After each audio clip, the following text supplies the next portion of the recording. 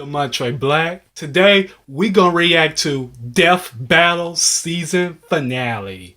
Sephiroth, One Wing Man from Final Fantasy versus Virgil, Devil May Cry, Son of Sparta. This will be an awesome sword fight battle. So without further ado, let's watch.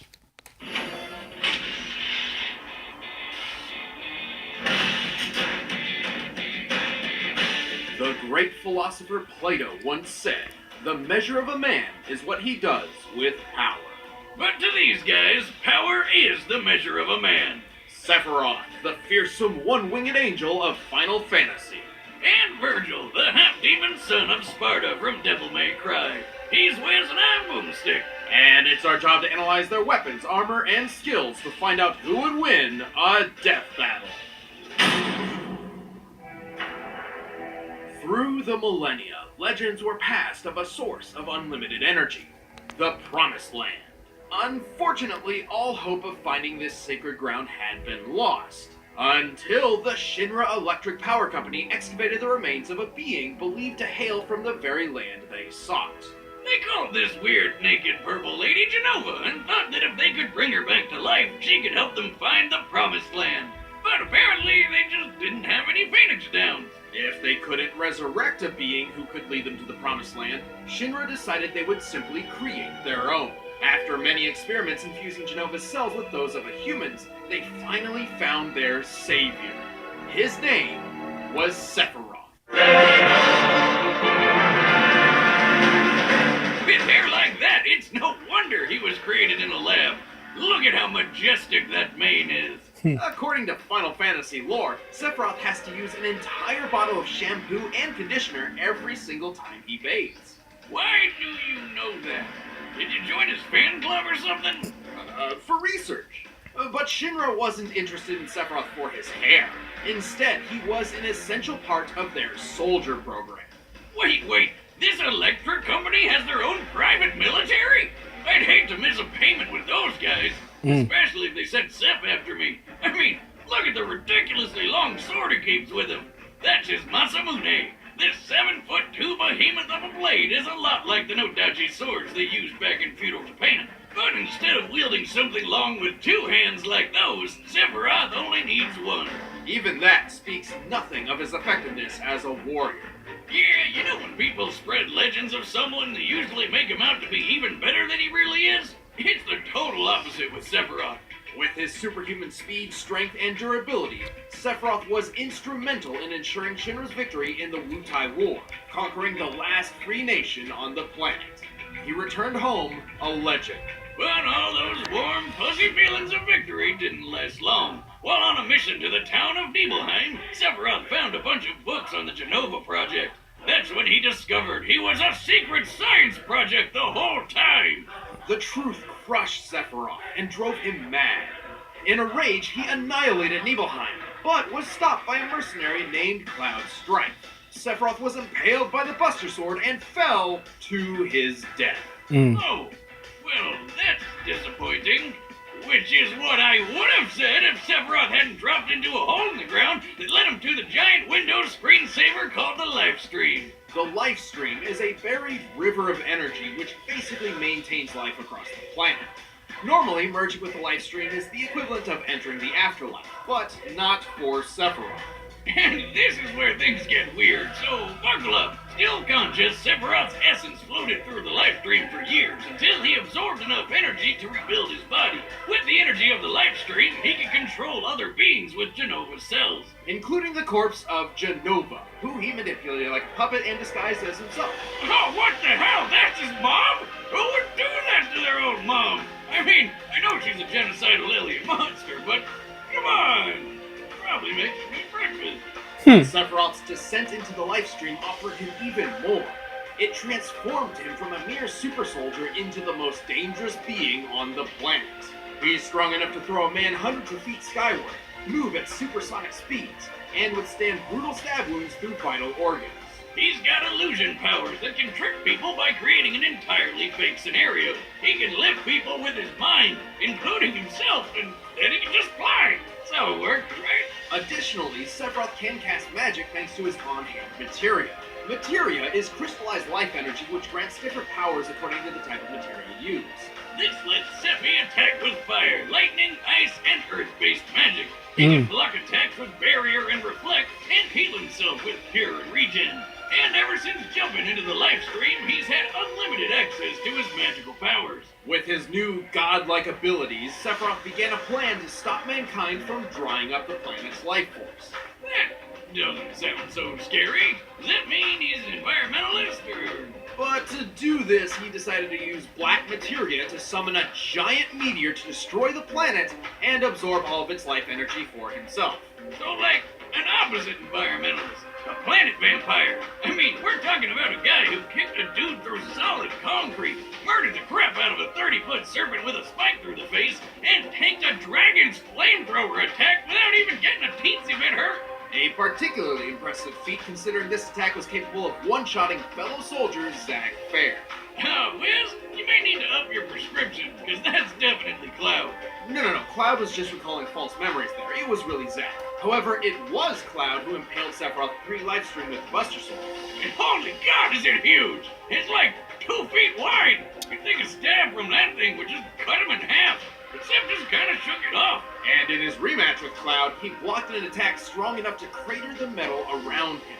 Considering the diameter of the crater, the surface area of Sephiroth's feet, and assuming the most likely steel composition, I estimate this attack to equal nearly 1,600 tons of force. Sephiroth can use that wicked sword to stab and lift wannabe heroes by their ribcage, slice through skyscrapers, and shoot energy beams that can shred these huge Mako cannons. And from the life stream, Sephi figured out he could create new bodies or even take on other forms. These forms greatly resemble certain creatures found in Christian and Jewish mythology. He certainly looks the part when he goes into his ultimate form. Regardless, Sephiroth does possess a single black wing, a blatant symbol of his fall from grace. So basically Final Fantasy does everything it can to not be subtle. Just like Sephiroth's most devastating attack, Supernova, which decimates an entire solar system. Wait, if Zeph is that powerful, how does anyone ever beat him? Don't get the wrong idea. There's a lot of debate over how Supernova actually works, but I think it's pretty clear that Sephiroth isn't creating the explosion himself. Rather, he's transporting his foes to a specific point in time within an alternate dimension. Careful, Wiz, don't sell him short. Just look at it. When he uses the attack, reality literally crumbles away like glass. This is identical to the animation for certain summoned creatures. According to the official Crisis Core Complete Guide, summons draw their targets into their own space in order to attack, and this is no different. In the Dissidia fighting games, Sephiroth goes for the simple approach and opens a dimensional hole to the explosion. The attack is even described as sending destruction even into other dimensions. And if he could summon planet-busting meteors at will, why did he go through so much trouble to get the black materia, which literally summons meteors? That would explain why the Supernova doesn't hurt him. He's not really there, just using those illusion powers of his. With all these powers, I can't believe Cloud and friends were able to take him down. He's not invincible, but he's damn powerful. Ever persistent, Sephiroth departed with a final, chilling promise. I will never be a memory. Why does he sound so bored? 2,000 years ago, a great mutiny transpired in the underworld. The demon warrior Sparta rebelled against his evil master, Mundus. To protect the world, Sparta did his best to seal the connection between Hell and Earth. But then Sparta got lonely, or maybe it was just a sausage fest in there. Either way, he snuck out of Hell long enough to knock up this chick named Eva, and she popped out a couple of awesome demon slayers. Nice choice. You may remember the younger of the two, Dante. Oh yeah, he fought that witch chick with the hair. But the eldest and potentially deadliest brother was the one and only Virgil. Virgil and Dante were rivals from birth. Dante was a goofball. Virgil was serious. Dante hated his being a demon, and Virgil loved it. It's that classic odd couple scenario. But then one fateful day, in an act of vengeance against the late Sparta, a group of rogue demons separated the two brothers and killed their mother. Virgil was believed to be dead. But in reality, Virgil survived and set out on his own path to seek his father's immense power for himself. And he's 100% equipped to be a butt-kicking demon slayer just like his pops. As a half-demon, Virgil can jump several times his own height, move at supersonic speeds, and heal himself quickly, kind of like that Wolverine guy. He can tough out getting stabbed through the lungs, intestines, the heart, body parts I'm pretty sure most people need. Not if my experiment has anything to say about it. You say something, Wiz? I said not if Virgil's abilities have anything to say about it. Well, sadly, for any human demon or human demon who gets in his way, Virgil also happens to carry some extra deadly weapons on hand, including a spiffy katana called Tomato. Yamato. It's said that this sword can cut through anything, even dimensions, and probably tomatoes. Actually, Yamato is the exact thing Sparta used to steal hell from Earth in the first place. Virgil's sword fighting prowess draws from his Dark Slayer fighting style, which emphasizes teleportation, lightning quick movements, and even quicker slashes straight from the sheath. This technique is directly influenced by Iai Jutsu, the real-life Japanese art of the quick draw. And thanks to Virgil's demonic powers, he can attack so fast the blade seems invisible. And the only thing better than fighting with one sword is fighting with 8. With Virgil's ghostly summoned swords, he can turn himself into a living Beyblade, fire them like a machine gun, or make it rain! Blades may be Virgil's bread and butter, but if he needs to focus on brute strength, he switches to Beowulf.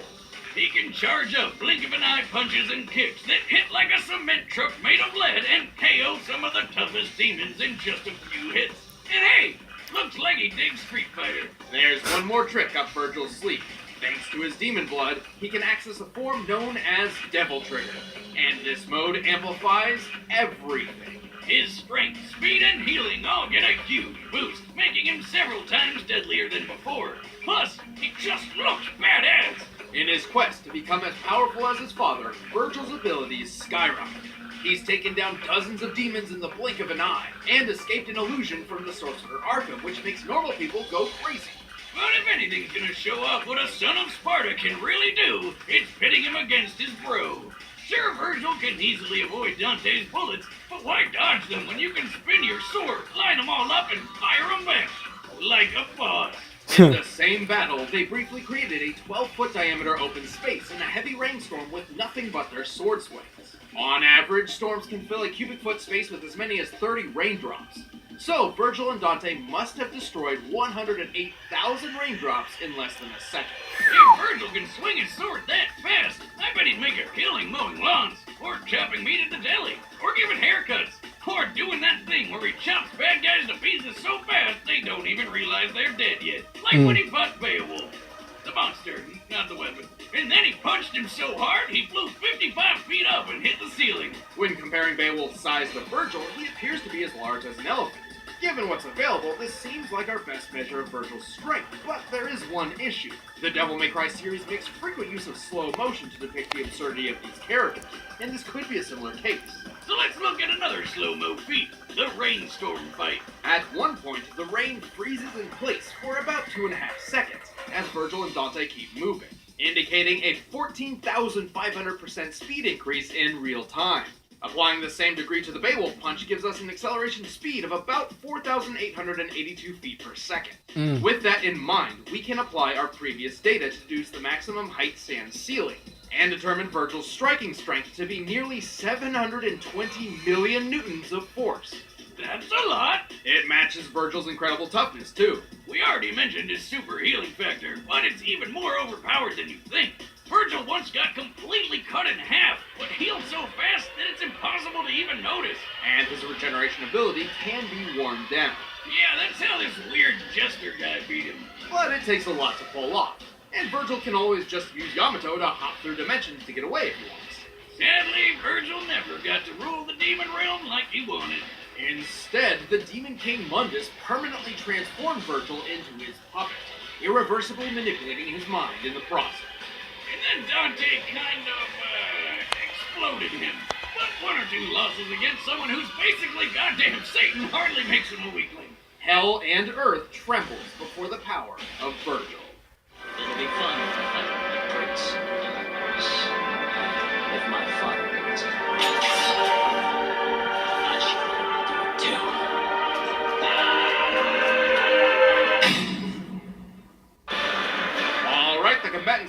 object? Let's end this debate once and for all. But before we get to the bloody slicing and dicing, pick up some Blue Apron and slice and dice in your kitchen. Blue Apron's goal is to make incredible home cooking accessible to anyone. And it can, because it's the #1 fresh ingredient and recipe delivery service in the country. With their easy-to-follow instructions, I whip me up a delicious meal in no time. Blue Apron delivers fresh, pre-portioned ingredients and step-by-step recipes right to your door that can be cooked in under 45 minutes. The menu changes every week based on what's in season and is designed by Blue Apron's in-house culinary team. You choose the plan that works best for you, whether you're making a meal for 2 people or your family of 4. There's tons of new recipes to choose from each week. And if you want more than one, go for it. Depending on your plan, you can pick 2 to 4 meals from Blue Apron's delicious recipes every week. Then there's my favorite, the wine plan, where you get 6 bottles of wine from renowned winemakers delivered monthly. Blue Apron is treating Death Battle viewers to their first 3 meals with your first order if you visit blueapron.com/battle. That's a $30 value. I've got dibs on the roasted chicken and maple butter with mashed sweet potato and collard greens. Blue Apron sends only non-GMO ingredients and meat with no added hormones. So check out this week's menu and get your $30 off with free shipping at blueapron.com/battle. Blue Apron, a better way to cook. But right now, it's time for a death battle!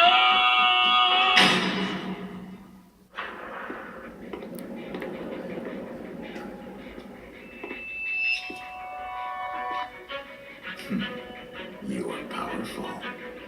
I can see it. Who are you? Your despair.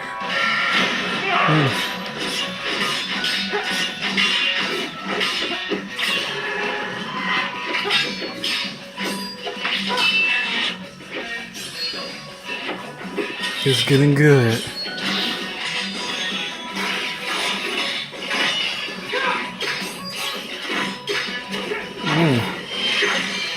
Nice.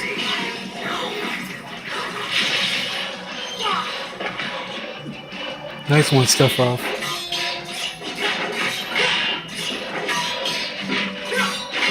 This is intense. Ooh. Okay, you're strong. But are you fast enough? Uh-oh. Don't move. Ooh. I suppose it can't be helped.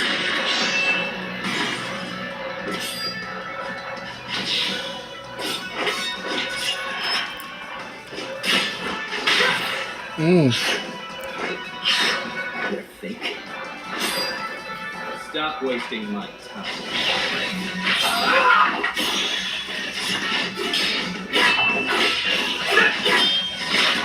Virgil got him. Ooh. Come on. There you go. You're going down.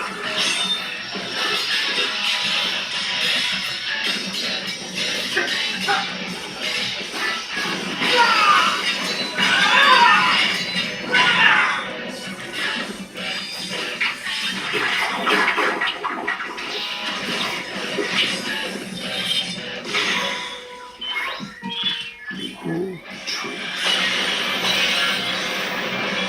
Uh-oh. What is that? Supernova. I saw you to pierce the fabric of our dimension, so I cast an illusion to disguise this. Witness oblivion.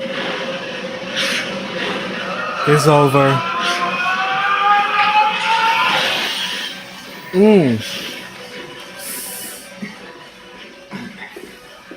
Free. Ooh. K.O. So you are. Extra crispy.